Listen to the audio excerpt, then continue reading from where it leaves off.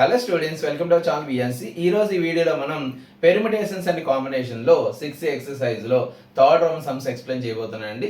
So ఈ video చూసే ముందు ప్లీజ్ నా ఛానల్ సబ్స్క్రైబ్ చేయండి, షేర్ చేయండి, లైక్ చేయండి. అదేవిధంగా మోర్ వీడియోస్ నోటిఫికేషన్ కోసం బెల్ ఐకాన్ ప్రెస్ చేయడం మాత్రం మర్చిపోవద్దు.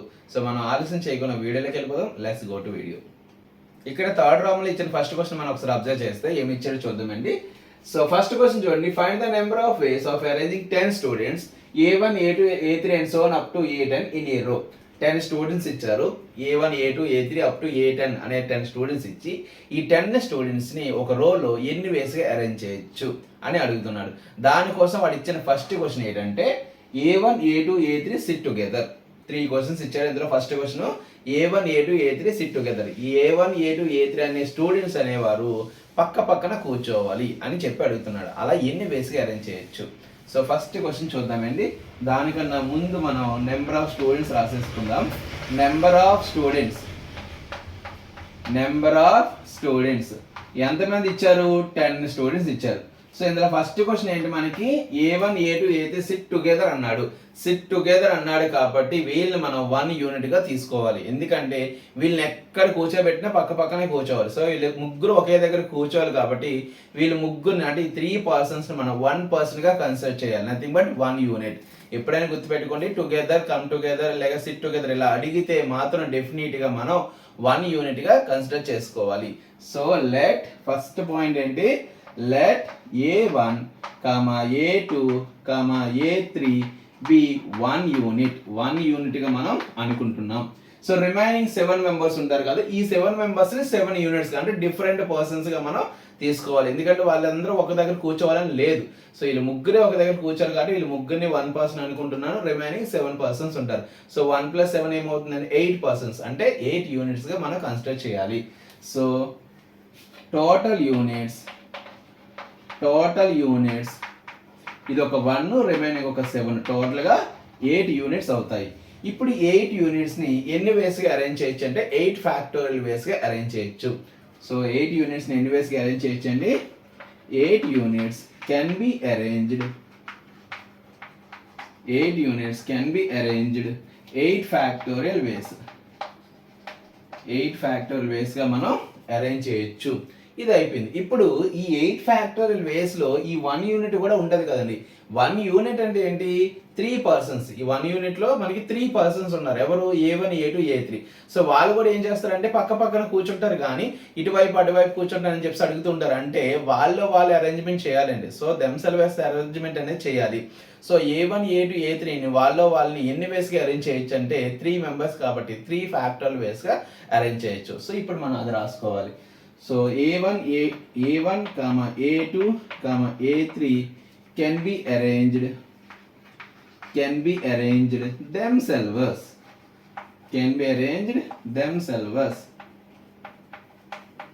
వాళ్ళని ఎన్ని వేస్గా అరేంజ్ చేయొచ్చు? మనం 3 ఫ్యాక్టోరియల్ వేస్గా అరేంజ్ చేయొచ్చు. సో ఇప్పుడు టోటల్ వేస్ ఏమవుతుందంటే 8 factorial into 3 factorial. So the total number of ways equals to 8 factorial into 3 factorial. ఈ విధంగా మనం చేస్తామండి. సెకండ్ క్వశ్చన్ ఒకసారి మనం అబ్జర్వ్ చేస్తే ఏమి ఇచ్చారంటే A1, A2, A3 SIT in a specified order. So ఇక్కడ A1, A2, A3 అనే వాళ్ళు ఒక స్పెసిఫైడ్ ఆర్డర్లో కూర్చోవాలంట. సో వీళ్ళు ముగ్గురిని ఒక స్పెసిఫైడ్ ఆర్డర్లో కూర్చోవాలంటే ఒక 3 సీట్స్ అనేవి మనకు అవసరం అవుతాయి. కానీ ఫస్ట్ ఆఫ్ ఆల్ మనం ఈ ముగ్గురిని అరేంజ్ చేసే బదులు రిమైనింగ్ 7 మెంబర్స్ ఉన్నారు కదండి, ఈ 7 మెంబర్స్ని 10 ప్లేసెస్లో అరేంజ్ చేస్తాం అనుకోండి. అప్పుడు రిమైనింగ్ మనకి ఎన్ని ప్లేసెస్ ఉంటాయి? 3 ప్లేసెస్ ఉంటాయి. ఆ 3 ప్లేసెస్లో ఈ 3 మెంబర్స్ని ఒక స్పెసిఫైడ్ ఆర్డర్లో కూర్చోబెట్టవచ్చు. కాబట్టి ఫస్ట్ ఆఫ్ ఆల్ మనం ఈ 7 మెంబర్స్ని అరేంజ్ చేసుకోవాలి. So first we can arrange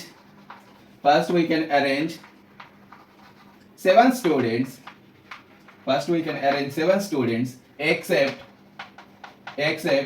A1, A2, A3 in 10 places equals to 10p7 ways. ఎన్ని వేస్గా మనం అరేంజ్ చేయొచ్చండి? 10p7 వేస్గా అరేంజ్ చేయొచ్చు. ఎవరిని? A1, A2, A3 కాకుండా రిమైనింగ్ 7 స్టూడెంట్స్ని. సో ఇప్పుడు ఈ A1, A2, A3ని రిమైనింగ్ 3 ప్లేసెస్ ఉంటాయి కదా, 10 ప్లేసెస్లో 7 మెంబర్స్ కూర్చోబెట్టాం. ఇంకా 3 ప్లేసెస్ లో ఈ A1 A2 A3 ఒక స్పెసిఫైడ్ ఆర్డర్ అన్నాడు. స్పెసిఫైడ్ ఆర్డర్ అంటే ఒకే ఒక వేలో మనం అరేంజ్ చేయొచ్చు, ఎందుకంటే ఒక ఆర్డర్ లో కూర్చోబెట్టారు అంతే, ఇంకా వాళ్ళ అరేంజ్మెంట్ అనేది ఉండదు. కాబట్టి ఈ స్పెసిఫైడ్ ఆర్డర్ అంటే A1 A2 3 ఎన్ని వేస్ గా మనం అరేంజ్ చేయొచ్చు, ఓన్లీ 1 వేగా అరేంజ్ చేయొచ్చు. సో ఇప్పుడు అదే రాస్తాం. Now A1, A2, A3 can be arranged in 3 places,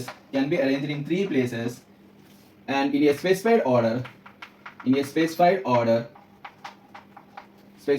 equals to 1 way. 1 వేగా మనం వెళ్ళి ఒక స్పెసిఫైడ్ ఆర్డర్ లో కూర్చోబెట్టచ్చు. సో టోటల్ వేస్ ఏమవుతాయి మరి, టోటల్ వేస్ ఈక్వల్స్ టు ఈ రెండింటిని ఏం చేయాలండి, మల్టిపుల్ చేయాలి కదా. 10p7 into 1, nothing but 10p7. So మనకి టెక్స్ట్ బుక్ ఆన్సర్ కోసం 10p7 మనం ఫార్ములా అప్లై చేయొచ్చు. NPR ఫార్ములా ఏంటంటే n factorial by n minus r factorial. So ఆ ఫార్ములాలో మనం సబ్స్టిట్యూట్ చేస్తే 10 factorial by 10 minus 7 nothing but 3 factorial. So ఇది total ways. Next third one చూడండి. A1, A2, A3 SIT together in a specified order. So వీళ్ళు ఒక specified order లో కూర్చోబెట్టమంటున్నారు. అదే విధంగా టుగెదర్ పక్క పక్కన కూడా కూర్చోవాలి, ఒక స్పెసిఫైడ్ ఆర్డర్ లో కూర్చోవాలి. ఆ విధంగా ఎన్ని వేస్ గా మనం అరేంజ్ చేయొచ్చు అని చెప్పి అడుగుతున్నాడు.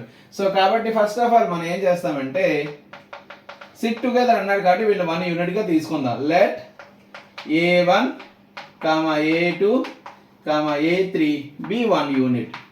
వీళ్ళు ఒక 1 యూనిట్ గా తీసేసుకుందాం.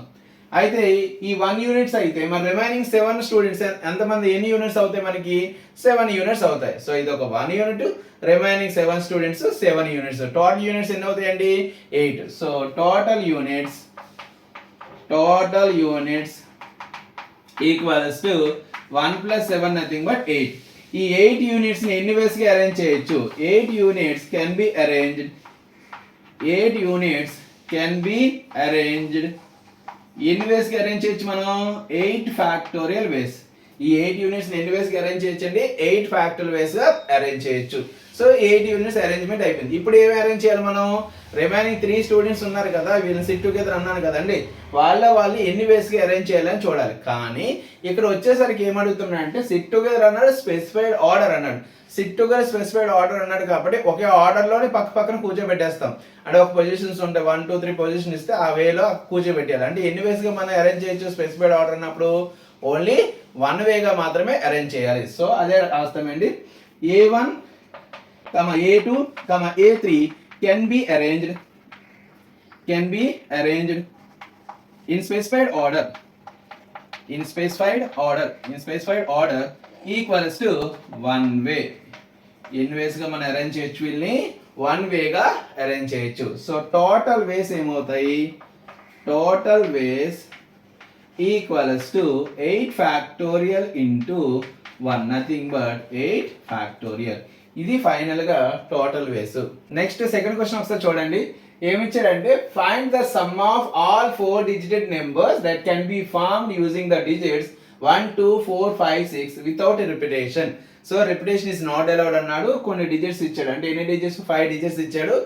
సమ్ ఆఫ్ 4 డిజిట్ నెంబర్స్ అడుగుతున్నాడు. మీకు ఆల్రెడీ దీని మీద ఒక ఫార్ములా చెప్పానండి, కానీ అక్కడ 0 ఇచ్చాడు, ఇక్కడ 0 ఇవ్వలేదు. సో 0 ఇవ్వలేనప్పుడు ఫార్ములా అనేది రాసుకొని మనం డైరెక్ట్ గా వాల్యూ సబ్స్టిట్యూట్ చేసి. సో ఇలాంటి క్వశ్చన్స్ ఇచ్చినప్పుడు ఫార్ములా అప్లై చేయడం బెస్ట్ వే అండి. సో ఇక్కడ ఎన్ని డిజిట్స్ ఇచ్చాడు చూడండి, 1 2 4 5 6 1 2 4 5 6 గివెన్ 1 2 4 5 6. ఎన్ని డిజిట్స్ ఇచ్చాడు, 5. మరి ఎన్ని డిజిట్ నెంబర్ కావాలి, 4 డిజిట్ నెంబర్ కావాలి కాబట్టి R వాల్యూ ఏమవుతుంది, 4. సో ఇప్పుడు డైరెక్ట్ గా ఫార్ములా. సో ఫార్ములా ఏంటంటే the sum of 4 digit numbers that can be formed using the digits 1 2 4 5 6.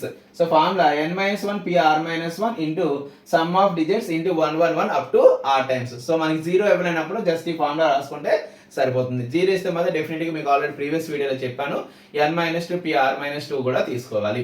Right. So ఇప్పుడు మనం వాల్యూ సబ్స్టిట్యూట్ చేద్దామండి. n అంటే ఏంటి, 5 5 - 1 4 pr-1 4 - 1 ఏమవుతుంది, 3. So into some of digits అంటే వీటిని యాడ్ చేయాలండి. ఈ డిజిట్స్ ని 1 + 2 + 4 + 5 + 6 into 1 1 1 up to r times. r అంటే ఎంత ఉంది, 4 కాబట్టి 4 టైమ్స్ రాయాలి. 1 1 1 1. సో 4p3 వాల్యూ ఎంత అండి 24. వీటన్నిటిని యాడ్ చేయండి. 1 + 2 3, 3 + 4 7, 7 + 11 18. సో 18 into 1 1 1 1 4 టైమ్స్ రాసుకున్నాం. 24 into 18 ఏమవుతుంది 432. 432 into 1 1 1 1. సో ఈ రెండింటిని మల్టిప్లై చేస్తే మనకు ఆన్సర్ ఏమొస్తుందంటే 479952. 479952. సో ఇది మనకి final answer. So some of 4 digit numbers ఎప్పుడైనా అడిగితే మనం సో ఫార్ములా అప్లై చేసి చేయండి. సో ఈజీగా మనకి ఆన్సర్ వస్తుంది. ఇక్కడ ఇచ్చిన థర్డ్ క్వశ్చన్ ఒకసారి మనం అబ్జర్వ్ చేస్తే 9 different letters of an alphabet are given. So 9 letters ఇచ్చాడు. Find the number of 4 letter words. So number of 4 letter words అనేది అడుగుతున్నారండి. That can be formed using these 9 letters. ఈ 9 letters యూజ్ చేసుకొని అయితే ఇందులో ఇచ్చిన 2 క్వశ్చన్స్ చూడండి. ఫస్ట్ క్వశ్చన్ ఏంటంటే no letter is repeated. So ఎటువంటి లెటర్ అనేది రిపీట్ అవ్వట్లేదు. సెకండ్ వన్ ఏమన్నాడు అట్లీస్ట్ 1 letter ఈస్ రిపీటెడ్. ఈ రెండింటిలో కూడా ఫార్ములాస్ ఉన్నాయి. సో ఫస్ట్ ఆఫ్ ఆల్ మనం ఏం చేద్దాం అంటే given n equals to n అంటే ఏంటి ఎన్ని లెటర్స్ ఇచ్చే టోటల్ గా 9 ఇచ్చాడు. సో ఇది n వాల్యూ. r ఎన్ని లెటర్ వర్డ్ కావాలి 4 లెటర్ వర్డ్ కావాలి కాబట్టి ఇది r వాల్యూ. ఇది n 9 r ఈక్వల్స్ టు 4. అయితే ఫస్ట్ క్వశ్చన్ ఏమన్నాడు no letter is repeated. So repetition is not allowed అన్నప్పుడు ఫార్ములా npr. సో అదే రాస్తారు. The number of 4 letter words by using these 9 letters equals to formula npr. Formula ఏంటండి npr. n అంటే ఏంటి 9, p అంటే p permutation, r అంటే 4. So 9p4. So 9p4 ని మనం ఎలా రాసుకోవచ్చు 9 into 8 into 7 into 6 గా రాసుకోవచ్చు. So 9 8s are 72, 7 6s are 42. ఈ రెండింటిని మల్టిప్లై చేస్తే మనకి ఏమొస్తుంది 3024. నెక్స్ట్ సెకండ్ క్వశ్చన్ చూడండి. సెకండ్ క్వశ్చన్ ఏమి ఇచ్చాడంటే అట్లీస్ట్ 1 letter ఈస్ రిపీటెడ్ అన్నాడు. So the number of 4 letter words that can be formed using these 9 letters when 1 letter is repeated. So 1 letter is repeated అయినప్పుడు formula ఏంటంటే n power r minus npr. ఇది formula n power r minus npr. n power r అంటే ఏంటండి మనకి n అంటే 9 to the power r అంటే 4. 9 power 4 minus 9p4. So 9 power 4 value 6561 minus 9p4 already find out చేసాం 3024 equals ఈ రెండింటిని subtract చేయండి. 11 minus 4 ఎంత అవుతుంది మనకి 11 minus 4 7. అలాగే next 5 minus 2 3, next 5 3. So 3537. So final గా total number of ways number of 4 letter words by using 9 letters when 1 letter is repeated is ఏమవుతుందండి 3537.